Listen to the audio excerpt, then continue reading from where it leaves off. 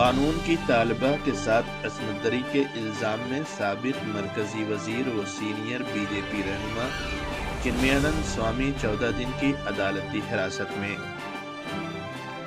سابق مرکزی وزیر اور بھارتیہ جنتا پارٹی کے سینئر رہنما سوامی چنمیانند، جن پر قانون کی طالبہ کے ساتھ عصمت دری کرنے کا الزام ہے، کو آج 14 دن کی عدالتی تحویل میں بھیج دیا گیا۔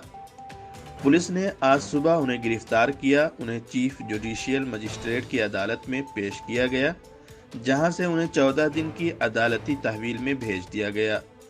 جیل میں ان کے ساتھ تفتیشی ایجنسی SIT کے لوگ بھی تھے، جو انہیں چھوڑ کر واپس آ گئے۔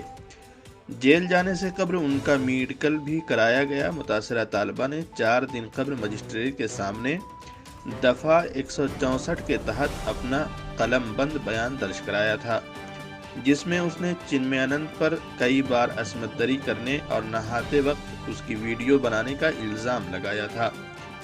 طالبہ نے اپنے الزام میں 59 ثبوت پیش کیے تھے، جس میں سے 40 سے زیادہ ثبوت ایک پین ڈرائیو میں تھے۔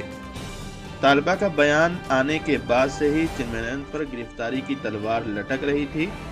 بیان دینے کے دن سے ہی سوامی کی طبیعت خراب ہو گئی۔